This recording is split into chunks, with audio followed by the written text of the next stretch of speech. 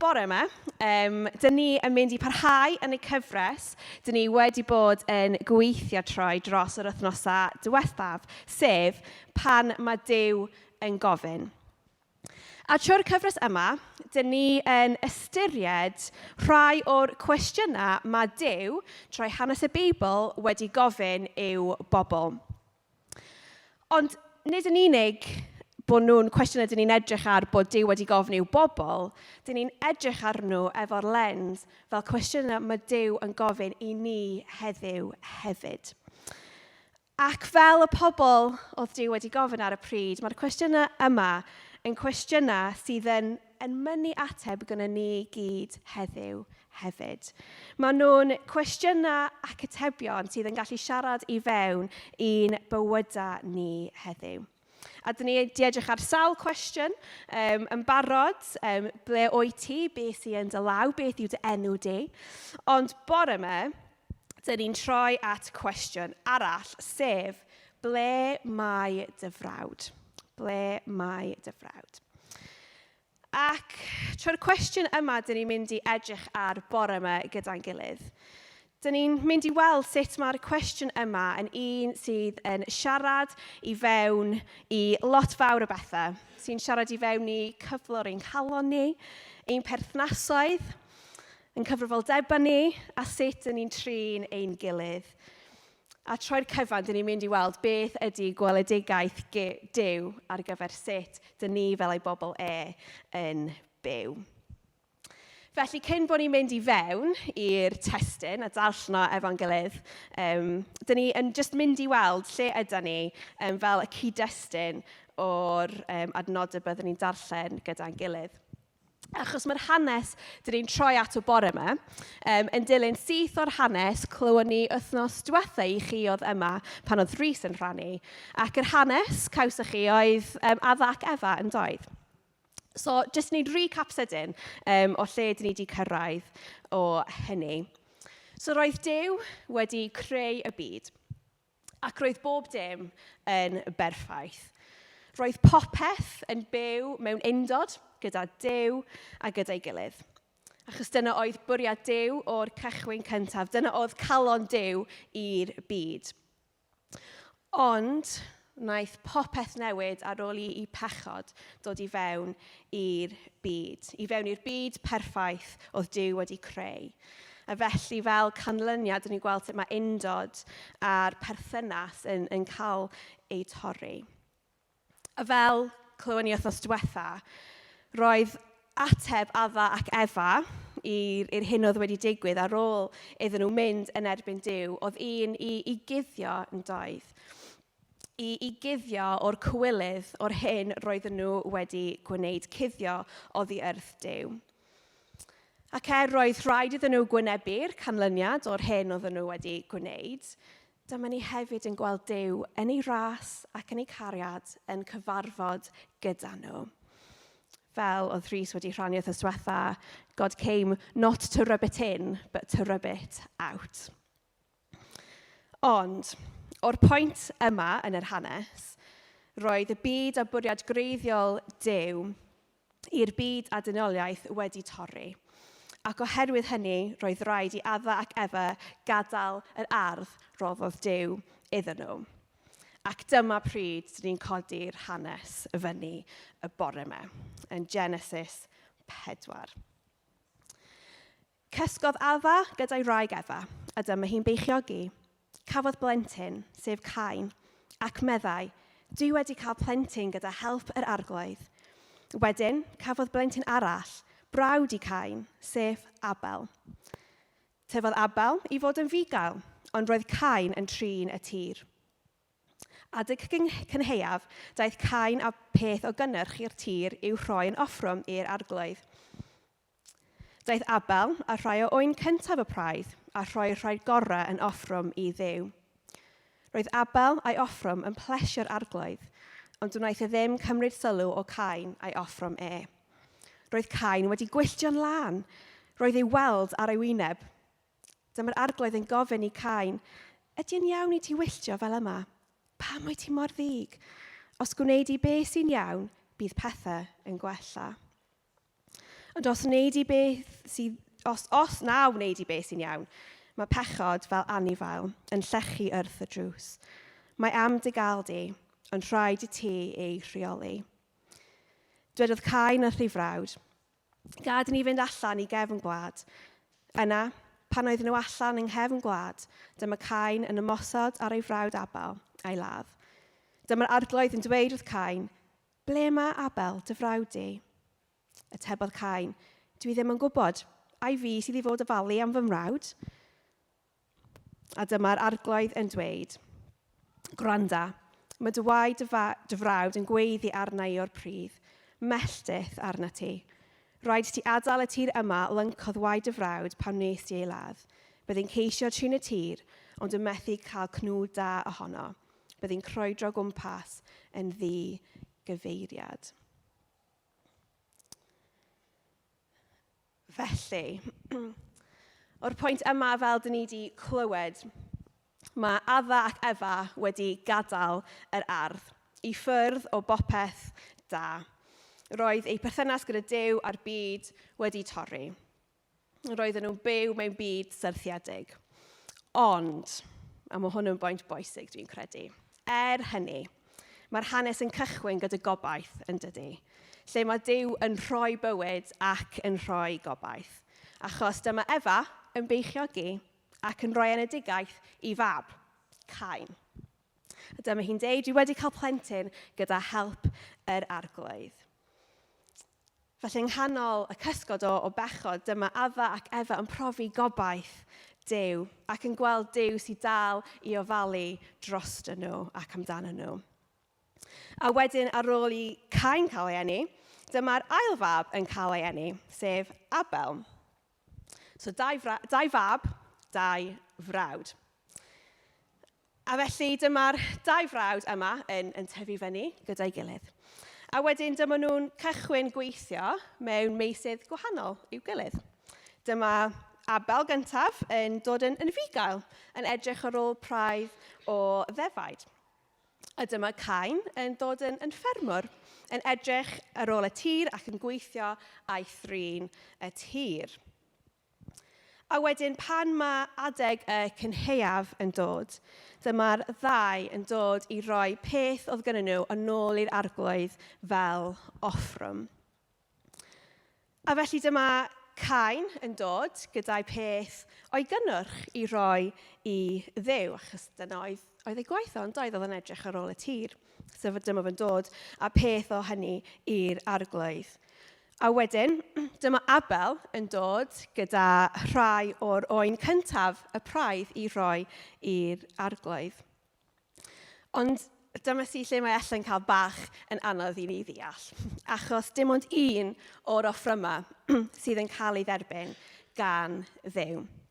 Allan o'r ddau, dyma offrwm Abel yn cael ei dderbyn. Roedd Abel a'i offrwm yn plesio'r arglwydd, o wneith e ddim cymryd sylw o Cain a'i offrwm e. So dyma ni'n gweld y fyna, yr oen cyntaf a'r gorau gan Abel yn cael ei dderbyn, a'r hyn roedd gan Cain, cynnwch o'r tir, yn cael ei edrych drosto fo. Gallai bod hynna di un o'r pethau gyntaf sydd yn anodd i ni ddeall fel rhan o'r testyn yma. Mae'n siŵr bod yn codi lot fawr o cwestiynau hefyd gyda ni pan dyn ni'n ei glywed o ac yn ei ddarllen. Pam roedd un o'r offrymau yn derbyniol i Dduw a dim y llall? Mae hanes yma yn digwydd cyn i Dduw roi'r gyfraith i'w bobl. Cyn bod yn mynd ymlaen i sôn am y ddefr o offrymu a beth oedd o i offrymu i Dduw. Felly oedd hwn cyn hynny, doedd dim byd yn deud beth oedden nhw fod i roi a sut oedden nhw fod i'w rhoi i Dduw a beth oedd yn dderbyniol. Felly efallai roedd hyn yn fwy am y calon oedd tu ôl yr hyn y rhoddodd y brodyr fel offrwm i Dduw. Ond hynny, un peth ni yn gallu gweld ydy yr ymateb sydd gan y brodyr, yn penodol ymateb Cain. Achos dyma ni'n gweld bod Cain yn cychwyn teimlo yn flin ac yn mynd yn wyllt. Dydy o ddim yn hapus o gwbl. Mae'n gwylltio gyda'r ffaith bod Duw wedi derbyn offrwm ei brawd bach a nid ei offrwm ef. Ac yn fyna, dyn ni'n gweld cefnigen, jealousy yn cychwyn dod i fewn i'r stori yn dydan. Ymddiheiriadau, dydy'r sgrin ddim wedi loadio yn lawn, so oedd yna fod pwynt ar y sgrin, ond dwi ddim yn meddwl bod e fyna. Ella, diolch ar wam. Achos peth gyntaf dyn ni'n mynd i edrych ar ydy'r calon.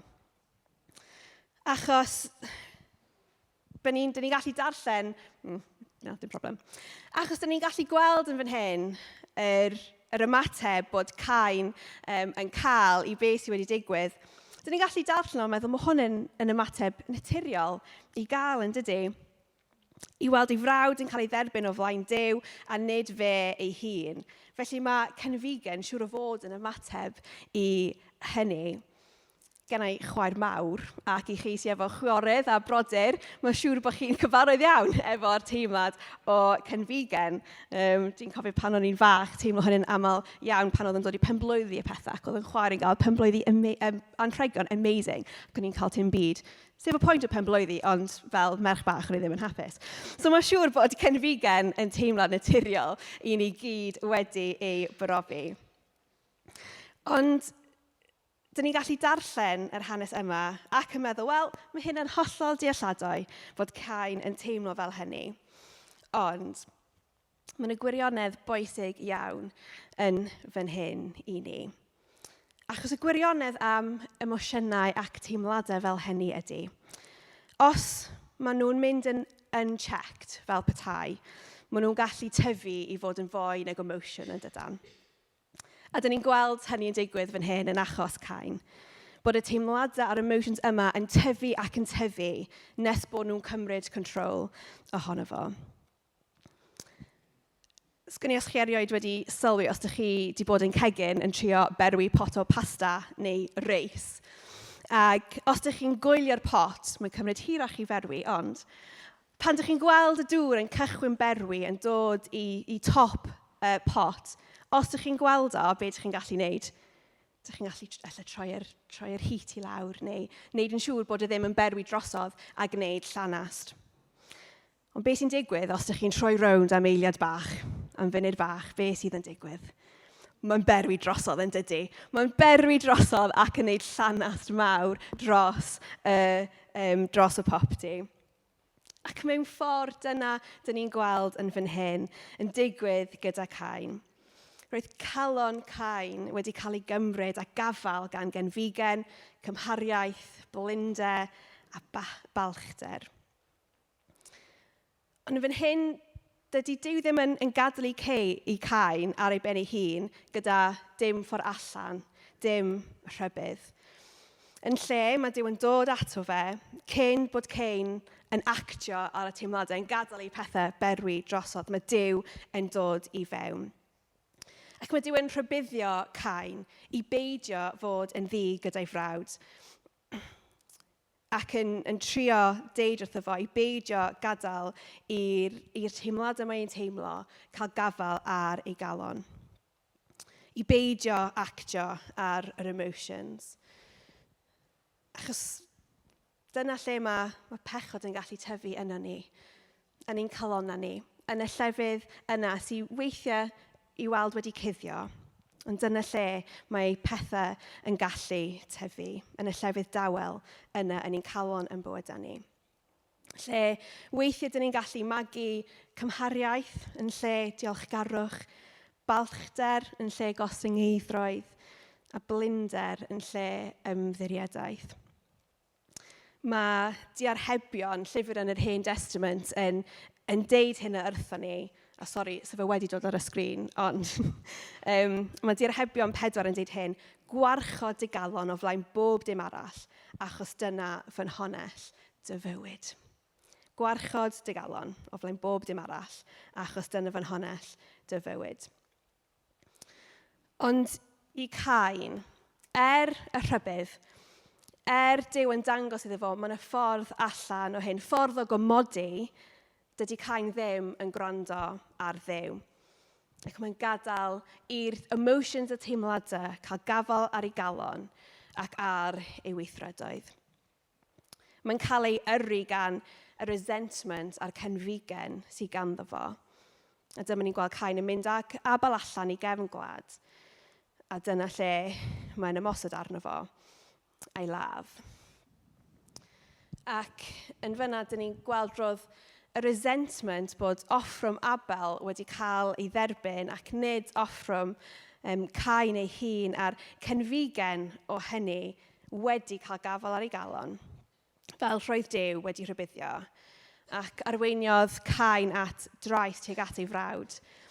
Ac yn lle cariad brawdol a tuag at ei frawd, dyma ni'n gweld cysineb a thrais. Ac mae'n y lle yma, ar y pwynt yma yn y hanes, mae Duw yn gofyn cwestiwn iddo fe. Ble mae dy frawd? Yn troi at Cain ac yn dweud, Cain, lle mae Abel? Lle mae dy frawd?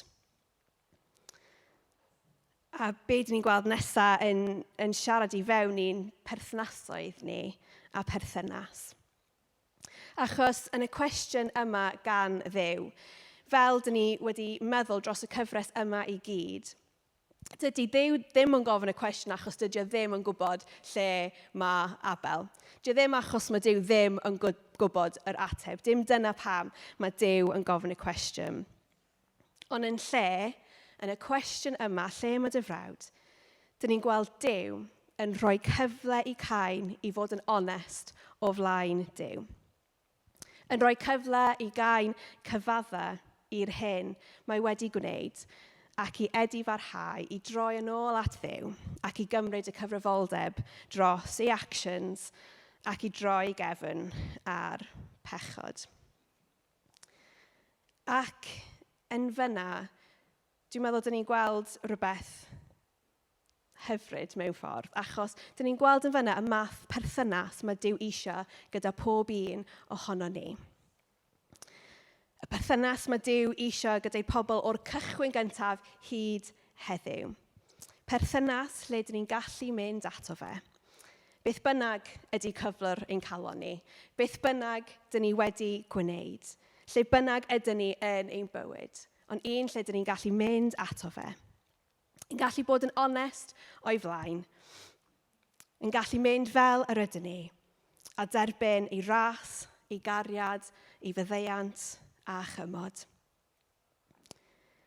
Ac mae hyn yn hollol bwysig yn dydy. A dyna sy'n dod yn gyntaf ein perthynas ni gyda Duw. Ond wedyn allan o'n perthynas ni gyda Duw, allwn ni ceisio'r un fath o perthynas gydag eraill o'n gwmpas ni hefyd.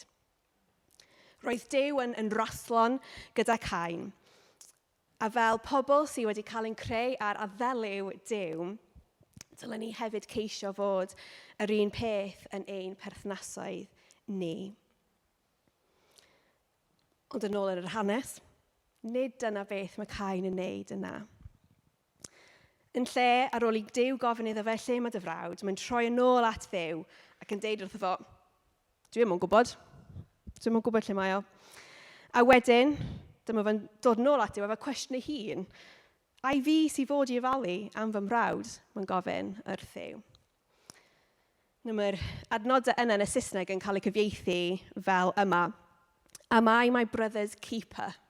Neu yn yr Beibl Cymraeg Newydd, ai fi yw ngheidwad fy mrawd. Dyna mae Cain yn gofyn i Dduw, ydw i fod cymryd cyfrifoldeb dros y mrawd?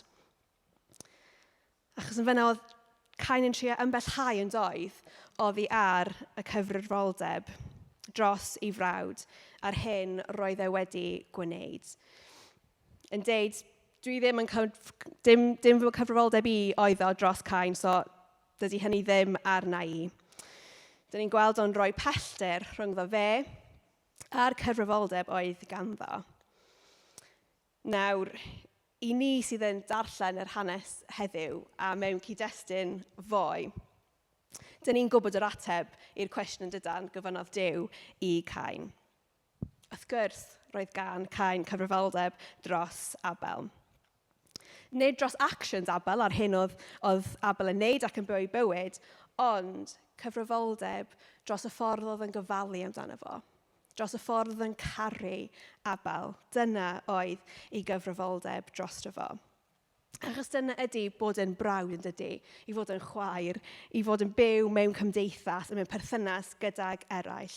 Dyna mae o'n golygu yn dydy, a dyna ydy galwad Duw i ni fel ei bobl ef. Achos pan creodd Duw dynoliaeth, nath y creu ni i fod mewn perthynas a mewn chymuned yn doedd. Felly, dyn ni gyd wedi cael ein wairio i fod mewn perthynas. Dyna sut ni wedi cael ein creu fel bodedynol, fel dynoliaeth, i fod mewn cymuned a chymdeithas gydag eraill. A fel dyn ni wedi meddwl yn barod, mae hynny'n yn cael ei weithio allan ar ddau lefel yn dydy. Yn gyntaf, perthynas ni efo Duw, a wedyn perthynas ni gydag eraill a rhai yn gwmpas ni. Ac yn drist iawn o'r hanes dyn ni wedi clywed heddiw, mae stori Cain ac Abel yn dangos i ni beth sy'n digwydd i'n perthnasoedd ni pan mae pechod yn cael ei ffordd. Pan dydy Duw ddim yn canol ein bywydau a'n perthnasoedd. Achos trwy Cain, dyn ni'n gweld, ein bod ni wedi cael ein creu i fyw mewn perthynas ac i ofalu am ein gilydd a caru ein gilydd. Oherwydd pechod, mae cyflwr ein colonna ni wedi gwneud i ni fod yn hunanol ac unigolyddol yn dydy. Ac yn aml iawn, dyna lle eto mae'r pethau'n gallu tyfu yno ni. Yn ein colonna ni, pan mae colonna ni wedi troi i fewn fel petai, yn lle yn bod ni'n edrych allan at eraill ac edrych at Dduw, maen nhw'n gallu troi i fewn i feddwl amdano ni gyntaf, a meddwl mond am ni ein hunan. A dydy hynny ddim jyst yn rhywbeth ni'n gweld yn Cain na di, ond mae'n rhywbeth allan ni weld yn ein byd heddiw yn dydy, yn cymdeithas heddiw, ac os dyn ni'n onest, yno ni yn hunan hefyd. Achos dyn ni'n gweld lot fawr o'r narratif yn dydyn yn cymdeithas am rhowch eich hunan gynta, edrych allan am number one. Ond hefyd o fewn cymdeithas, dyn ni yn gallu gweld lle mae yna llefydd llawn cenfigen yn dydy, a cysineb fel sydd yn Cain. Ac yn drist iawn mae hynny'n gallu cael ei chwarae allan ar llwyfan byd eang. Ond dim dyna ydy'r calon mae Duw eisiau i ni gael, a nid dyna ydy'r calon mae Duw wedi ei rhoi i ni. Dim dyna ydy'r perthynas mae Duw eisiau ni gael gyda fe a gydag eraill. Mae eisiau ni cael perthynas lle dyn ni'n cael cyfrifoldeb dros ein gilydd, lle dyn ni'n caru ein gilydd, edrych dros ein gilydd a gofalu amdano ni ac i eraill. Fel bod ni'n gallu profi undod fel oedd nôl cychwyn Genesis yn yr arddeden, i ni gallu profi'r undod a cymuned mae Duw eisiau ar ein cyfer ni. Mae yna geiriau yn Rhufeiniaid, eto, sy'n nhw wedi dod ar y sgrin, ond mae'n sôn am sut fath perthynas dyn ni fod i gael gydag eraill, a beth mae hynny'n edrych fel. Mae'n deud, felly, gadewch i ni wneud beth sy'n arwain at heddwch ac sy'n cryfhau pobl eraill. Nid tynnu pobl i lawr, ond adeiladu nhw i fyny a dangos cariad tuag ato nhw. Achos mae gan Duw ffordd arall i ni fyw. Ffordd arall i ni drin bobl, sef ffordd sydd yn meithrin cariad ac undod. A dyn ni'n gweld hynna yn fwy a glir trwy Iesu Grist yn dydan. Daeth Iesu i ddangos i ni beth mae'n edrych fel i wir caru ein gilydd, i wir cheisio undod yn ein perthnasoedd gyda'n gilydd. Ac os ni'n mynd i fewn i Testament Newydd am funud bach, os ydych chi'n neidio efo fi am funud bach, dyn ni'n gweld cwestiwn Cain, a'i fi sy'n fod ofalu am fy mrawd, yn dod i fyny eto, ond tro hyn mewn geiriau chydig yn wahanol. Ond dyma Iesu yn rhoi ateb iddo fo. Un diwrnod, roedd arbenigwr yn y gyfraith, ac nath o gofyn i Iesu, pwy ydy fy nghymydog? Dyna oedd ei gwestiwn. Falle ydych chi'n gallu gweld y paralel yn y cwestiwn yna a cwestiwn Cain. Mewn geiriau eraill, am bwy ydw i'n cyfrifol? Dyna oedd y cwestiwn mewn gwirionedd yn doedd. Pwy ydy fy nghymydog, am bwy ydw i'n gyfrifol? Ac mewn ymateb i'r cwestiwn yma, dyma Iesu yn dweud stori wrth y torfa. Ac yn y stori, mae yna dyn sydd yn teithio o Jerusalem i Jericho. Ac ar y ffordd, mae lladron yn dod, a maen nhw'n ymosod arno fo, yn cymryd popeth oedd ganddo fe, ac yn gadael o wrth ochr y ffordd bron yn marw. Ac wrth i'r dyn gorwedd ochr y ffordd, methu gwneud dim byd i helpu ei hun, dyma ddau ddyn yn pasio heibio.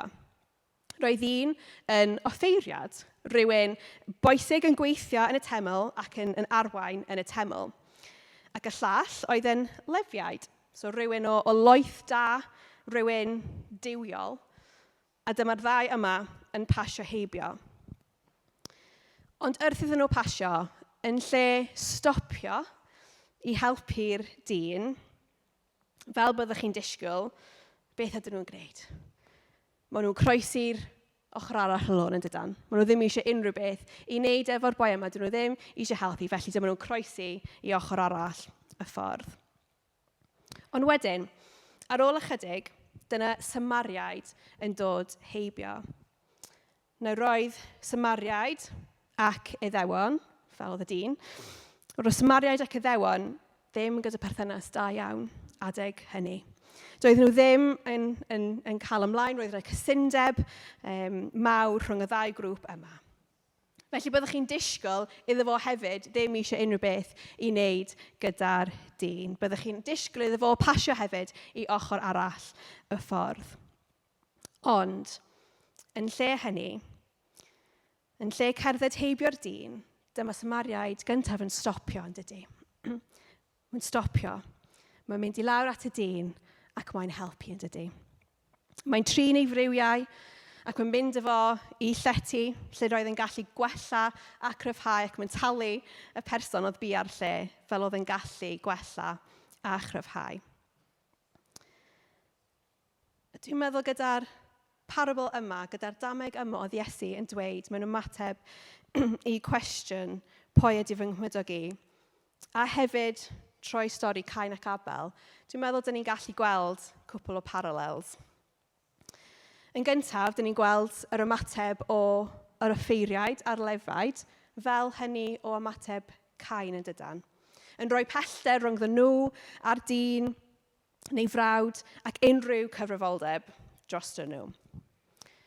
Ond wedyn, yn wahanol iawn i hynny, dyma ni'n gweld y Samariaid, sydd yn lle cario ymlaen, mae'n dod at y dyn gyda tosturi a chariad. Mae'n dangos cariad dros unrhyw teimlad arall oedd ganddo fe. Unrhyw teimlad o gysuneb neu cynfigen oedd ganddo fe neu ei bobl tuag at y ddyn. A dyma fe'n gofalu dros y dyn. Dyma fe'n gweld, dyma fe'n stopio, a dyma fe'n helpu a trwy hynny aberthu ei hun. Cyn fyna, mae'r Samariaid fyna yn rhoi model da i ni yn dydy. Model mewn gwirionedd o Iesu Grist. A heddiw, dyn ni'n byw mewn byd syrthiedig yn dydyn. A dyn ni'n gweld sut mae calon hunanol ac unigoleddol wedi siapio ein cymuned ni, ein cymdeithas ni, a hefyd ein perthnasoedd ni. Lle mae cynfigen a teimladau fel hynny yn gyrru'r naratif o sut yn ni'n trin pobl sydd yn brodyr a chwiorydd i ni. Ond, dyn ni hefyd yn byw mewn byd lle mae Duw wedi anfon Iesu Grist. Di anfon Iesu i torri'r melltith o bechod. Byd lle mae Iesu wedi dangos i ni beth mae'n edrych fel i caru ein brodyr, chwiorydd, ein cymdogion, y pobl mae Duw wedi rhoi o'n gwmpas ni, i ni allu byw mewn cymuned a chymdeithas lle mae undod a chariad yn y canol. Os mae Genesis 4 yn dangos i ni dynoliaeth ar ei gwaethaf, yn Luc, yn y Testament Newydd, dyn ni'n gweld gweledigaeth Duw ar gyfer dynoliaeth ar ei ora. Mae Iesu wedi dangos i ni beth mae brawdoliaeth perffaith yn edrych fel. Nath Iesu ddim pasio dros ein dioddefaint. Nath e ddim ond wneud beth oedd e eisiau gwneud, neu beth oedd pobl yn ei heiddi. Yn lle, nath Iesu croesi bob ffin, bob difaid, ac aeth o'i groes i roi fywyd i bob un ohono ni. Felly bore yma, mae'r cwestiwn yma, ble mae dy frawd, yn aros ar un peth i bob un ohono ni. Allwn ni ymateb fel Cain, yn rhoi pellter dros ni a unrhyw cyfrifoldeb dros eraill. Neu, allwn ni ymateb fel y Samariaid a fel Iesu, gyda chariad, tosturi, nid jyst yn ein geiriau, ond hefyd yn y ffordd dyn ni'n byw yn ein gweithredoedd ni. Efallai i rai ohonyn ni bore yma'r cam gyntaf yn hynny ydy mynd at Dduw, i fynd ato fo, a fod yn onest o'i flaen am yr hyn sydd yn mynd ymlaen yn ein bywyd ni, yn ein calon ni, hyd yn oed y peth brwnt neu mesu. Ond gallu mynd ato fo yn gwybod bod Duw yn caru ni, a bod o eisiau ni mynd ato fo a helpu ni efo fo. Neu efallai bore yma, y peth i wneud ydy mynd at Dduw a gofyn iddo fo dangos i ni pwy ydy'r pobl dyn ni'n gallu dangos gwir cariad. Pwy ydy'r pobl dyn ni efo cyfrifoldeb dros yn ein teuluoedd, yn yr eglwys, yn y cymuned. Pwy ydy'r pobl yna? Sut allwn ni dangos cariad tuag atyn nhw? Sut allwn ni dangos gras, tosturi a chymod iddyn nhw? Roedd ymateb Iesu yn y stori o'r Samariaid Tregarog. Ar ôl deud y stori, dyma fe'n troi at y cyfreithiwr ac yn deud, felly, meddai Iesu, yn dy farn di, pa un o'r tri fi'n gymydog i'r dyn wnaeth y lladron ymosod arno? Dyma'r arbenigwyr yn y gyfraith yn ateb, yr un wnaeth ei helpu. A ddwedodd Iesu, dos ditha a gwna yr un fath. Felly, bore yma, gadewch i ni fod yn bobl fel hynny. Bobl sydd gyda persbectif ac ymagwedd at eraill sydd yn dod o galon Duw. Sydd yn dangos ei gariad, ei faddeuant ac ei dosturi a gofal drosto nhw.